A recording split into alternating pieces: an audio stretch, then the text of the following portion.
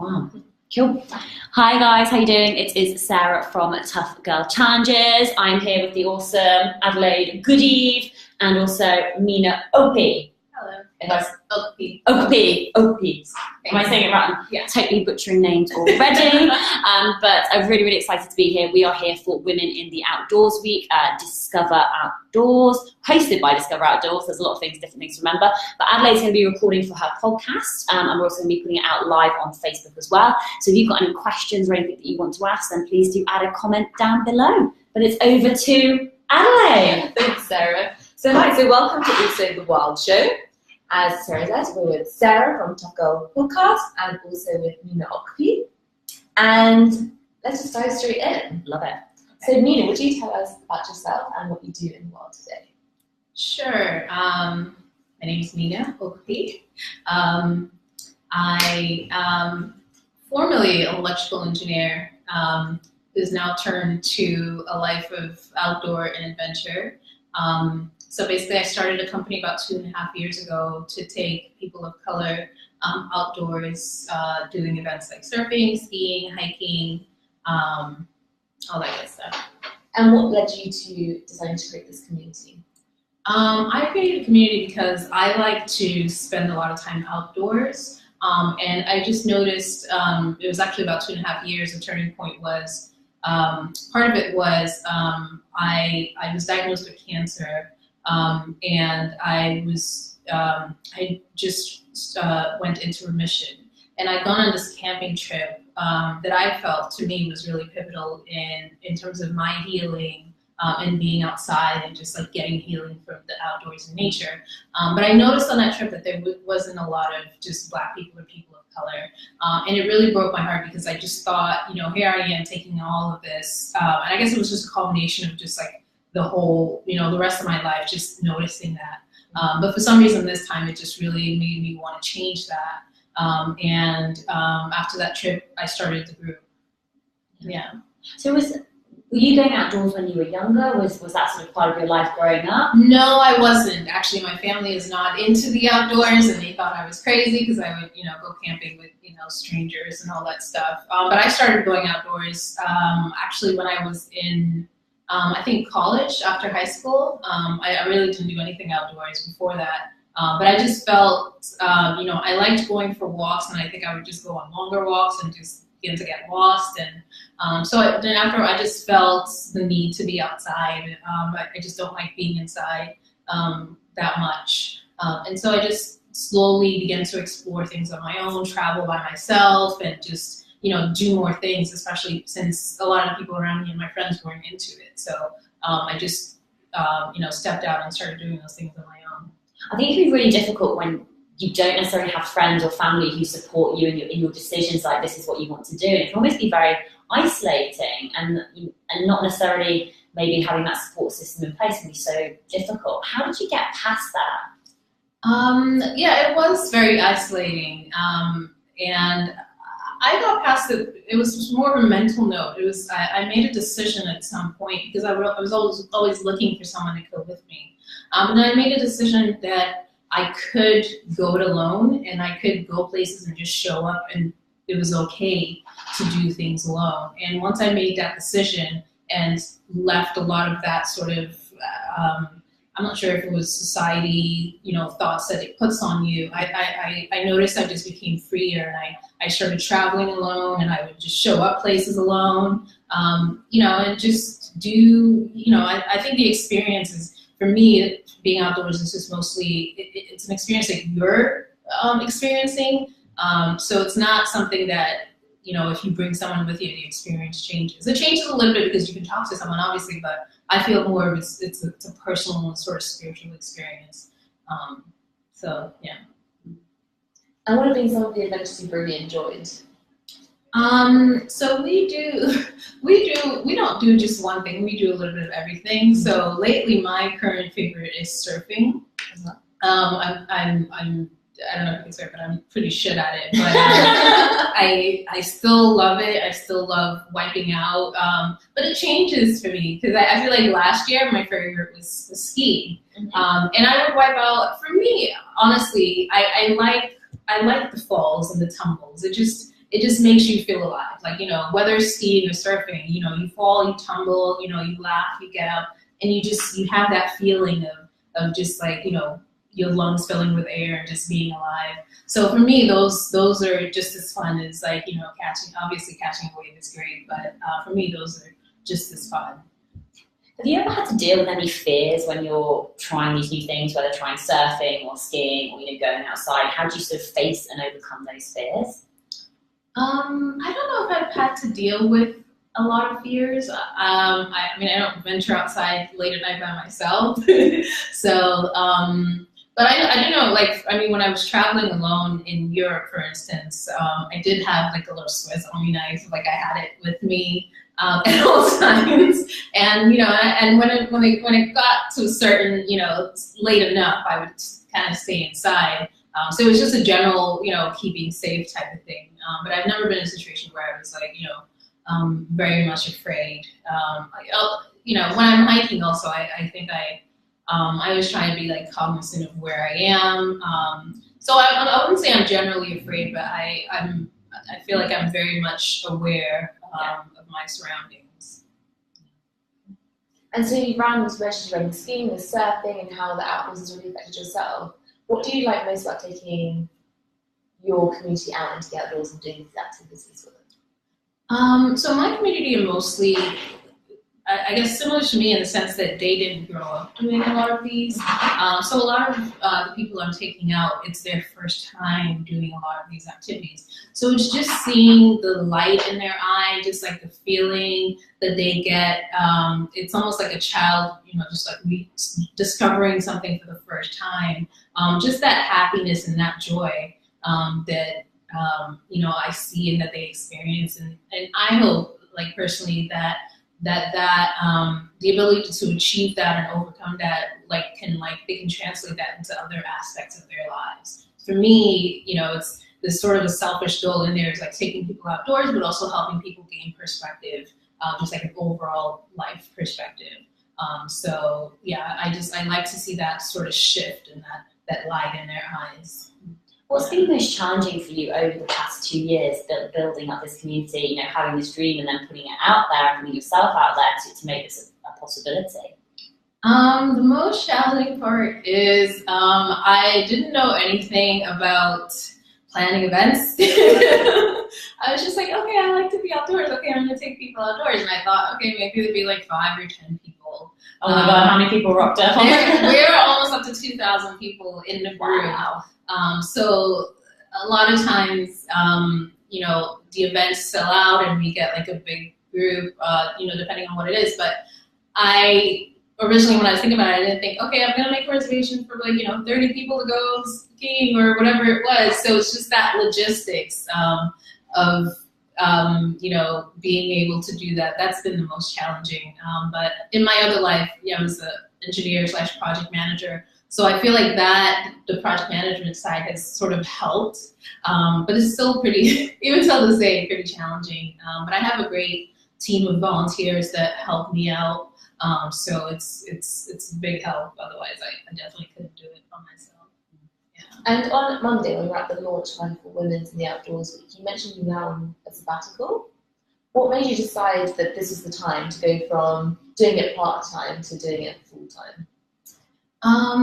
There was a few reasons. One was just we were doing a lot and the number of people we were serving was growing. And it was just taking up a lot more and more of my time. I was going to work and then coming back and then working on it nights and weekends, and it just became a lot. And I wondered, if I could give this more of my time and energy, what could become of it?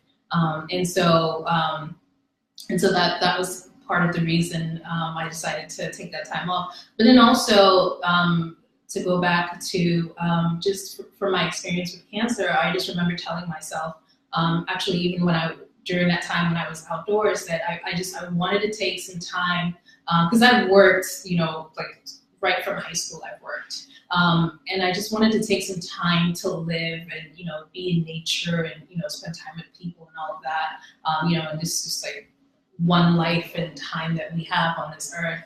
And so that was so part of it. It sort of goes hand in hand. I want to live and I want to experience life more, but I also want to help people do that as well. Yeah. Have you? I'm sure you've experienced many magical moments when you've been out in nature, with your friends and with your community. Are there any sort of special moments that stand out for you, and you were like, "This is why I do this. This is why this is so important." Let me think. I guess I could think about maybe when we've gone skiing. It's still the same. Just seeing people, come down the mountain for the first time, just the light in their eyes and the feeling they get, and telling all their friends, you wouldn't believe what I did, just that sort of thing, and being around that constantly. For me, it's sort of like a high. Yeah. I might have a crappy day and it's just like, oh, I don't want to do this anymore, and then, you're in that sort of that atmosphere, and you can't help but like feel pumped and reinvigorated, and you're like, okay, I guess I'll do another day or another year or whatever. But yeah, for me, it's that, and also just being around that community and just listening to, when people are outdoors and around people that, are supporting them, they tend to let their guards down. And then, sometimes we get to discuss things that they're experiencing, things, in, society, things in their lives. And, I feel like that's also an opportunity to, create that community and family and talk to those other aspects of people's lives as well. Yeah. And where would you like to take it in the next 6 months, do you think? In the next 6 months, well, we ramped up the events that we're doing, so we're now doing like 3 events or more per month. But in the next 6 months, right now we're working on, earning a steady income. I would like to continue, I would like to see that continue to grow. But I would also like to see the community to get stronger, closer as a family, and just continue to do more great events, on a consistent basis. Yeah. And do you have like a 5-year vision for your community? Like, are you really excited to see? It's like no pressure. Five-year plan. Like, you have like such a vision for it, and you get really excited because that's what you're driving it towards. Yeah, well, it's interesting because, up to here, I've been doing a lot, but a lot of it has just sort of also been just the community growing organically on its own. My vision is to, possibly expand, because right now we're doing New York metro areas, so like within like the 6-hour radius or so. But I would like to see us do perhaps some international trips, sustainable sort of trips, not just the tourist type trips, trips where people have like experiences, not just travel, and things that are important to me. And yeah, just actually bring on and be able to pay some employees would be really great to help with the planning and everything. Maybe get an office space and move out of my home office. That would be amazing. Other than that, just for the family to continue to grow and people to love each other and all that. What's next for you? Like, have you got? You've talked about like the skiing and the surfing, hiking, and a lot of traveling. Is there other stuff that you've got on your bucket list or your to-do list? My bucket list. I'm originally from Nigeria, and part of the reason I didn't grow up being outdoors is I feel as though in Nigeria we have all these resources, but a lot of people don't take advantage of it. I never saw someone surf, and we have beaches for miles. So I want to bring this experience there, whether it's rock climbing, just that outdoor, just that going into nature, respecting nature, and just being one with nature. I want to bring that back, bring that back home, and not have it be, oh my God, you're going to do that, you're weird, but have it be, more acceptable and more, just norm, even within the community, even within the Black and community of color in New York, it's still sort of this sort of stigma, that, Black people don't do those things, but I want to change that mindset. So, that's what we're trying to do. That's awesome. And did that mindset that you just touched on, that black people don't do things, did that affect you when you were growing up? It definitely did. I mean, because it almost instills in you a fear, that I'm gonna die, and then I know I shouldn't have done it. They told me I shouldn't have done it. So it did, and it probably prevented me and a lot of people from going outdoors or doing different things, their whole lives. And it's only now we're kind of saying it's okay. We're giving people permission, which is really weird, that they can go outdoors and they can do these things. Yeah, it affected me. And even I had to break a lot of those things, whether it's going places by myself, or traveling, or just so many things. Doing adventures, to going camping by myself. Just so many things. Yeah. And how did you break those things? For me, I'm also just sort of naturally stubborn, and so I tend to question things. And so, granted, I didn't start questioning until later in my life, but I started to see I was drawn to those things, and then I started to almost just, as my own form of rebelling. People rebel in different ways. I'm gonna go and I'm gonna try these things, and I'm just gonna be outside of what everybody else is doing and do these things because, to me, it brings me fulfillment. But not everyone is that way. Some people, just need to see someone else doing it before they say, okay, I can do this as well. And I guess that's part of why, everyone's saying representation matters, because it does matter, because you don't realize, but you're giving a lot of people, they might not even know that they're waiting for license or authority that says they can go do it, but once they see someone doing it, they're like, oh, wait, maybe I can do that as well. But yeah, a lot of people in our group, so many people come up to me and say that. So it's really crazy. But I think what I'm looking forward to is, as we're changing the minds of these people now, it becomes generational, and then their kids don't grow up like that, because I think it's very much a generational thing that gets handed down. It's also be like a ripple effect as well, right. into their friends and family, Exactly. which would be very powerful. Yeah. So what advice and tips would you have for other women and men out there who do want to get outdoors, who do want to sort of step outside their comfort zone, but maybe don't necessarily know where to start or how to start? I would say, you can start small. There's always some sort of trail or a little path, in your backyard, or if you live in New York City, there's it's weird because even Central Park has a hiking trail. But even if you have to go out of town a little bit and just find something small, you don't have to start on a mountain, but just find something small and just go for a walk on that. Or reach out to see if a friend might want to go with you, and if they don't want to go, then there's just so many opportunities, whether it's meetup or groups like Discover Outdoors or other groups that you can.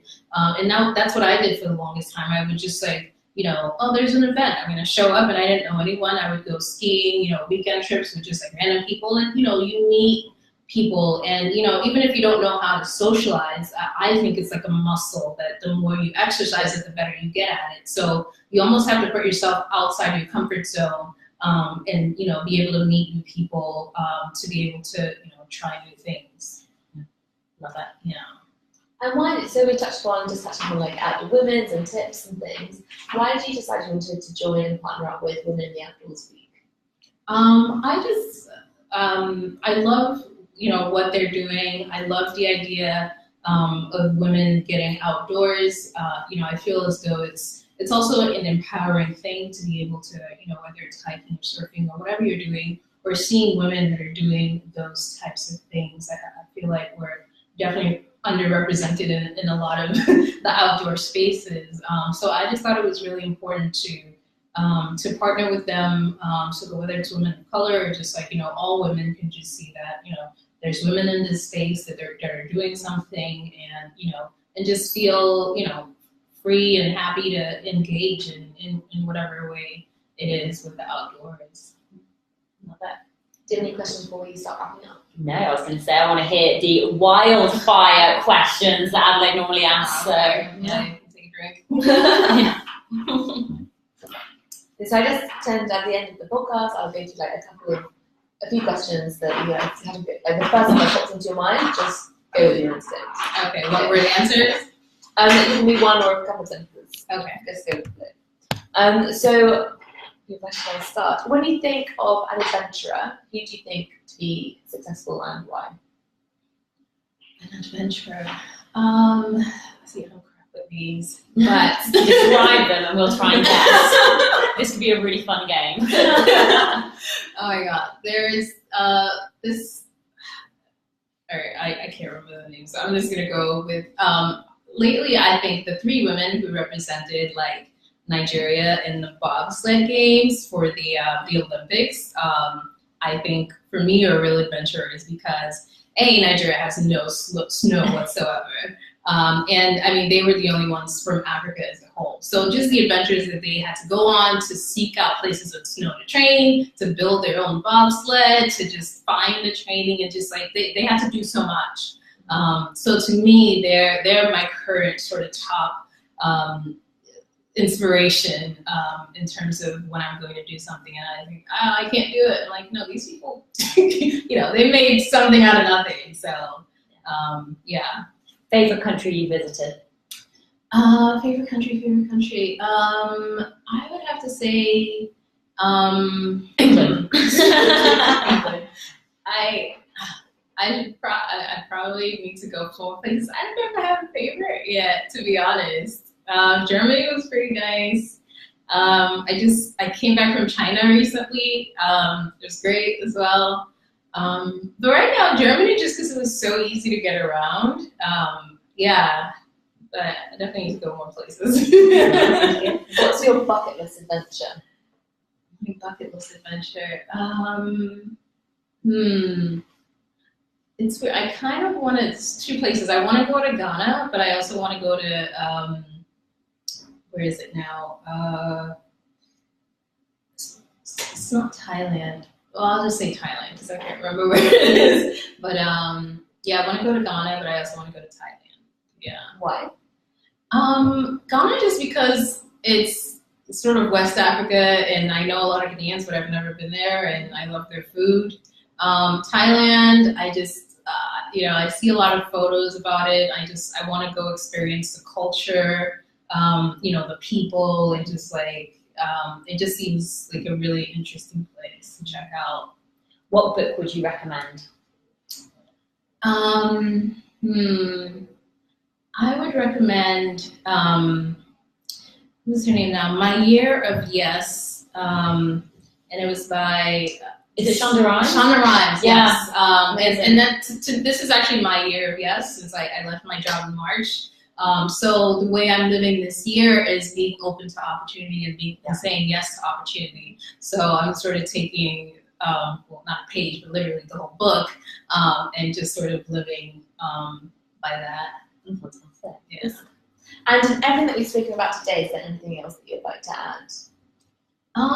Just to motivate, if there are any people of color or Black people out there watching, to not wait for someone else to, to give you that license, to, just explore things and sort of, just do things. Don't wait for someone. Don't feel afraid to go somewhere by yourself.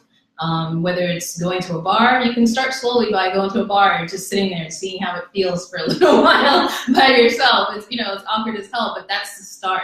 And then just slowly branch out to other things and try things. Yeah. I used to like going to the cinema by myself, because if there was a movie I wanted to go see and I couldn't find anyone else to come with me, I'd just be like, I'm going by myself now. It just does not bother me at all. I'm going to see that movie. I'm very excited. Yeah, but it takes a little while to get there. Yeah. No, definitely. I've got so many more questions that I want to ask. There's going to be like favorite movie, favorite artist, favorite bit of equipment. don't like bombard you. And where can people find you? You can find us on Facebook, Instagram, Twitter at BP Love Outdoors. You can feel free to send us a message there as well. I love Instagram DMs. Awesome. Well, thank you so much. So, do you have anything you want to add? No, just to say thank you so much for everybody on Facebook who's been watching. Really do appreciate it. This is going to be coming out on season 3 of the Wild show September sometime. in September sometime later on, which will be amazing. But we will be adding all the links down below. So yeah, thank you so much for watching, and thank you so much for coming on. No problem. Woo! Thanks, guys. Awesome. Thank you so much again for watching. Really do appreciate it. I'll also be sharing this on YouTube as well. Oh, thanks, Blaze. I hope I'm saying your name right. Great to see you. And yeah, have an awesome day, and we'll speak to you soon. All right, take care. Lots of love. Bye. Oh, this is when it takes me ages to end the live video. End.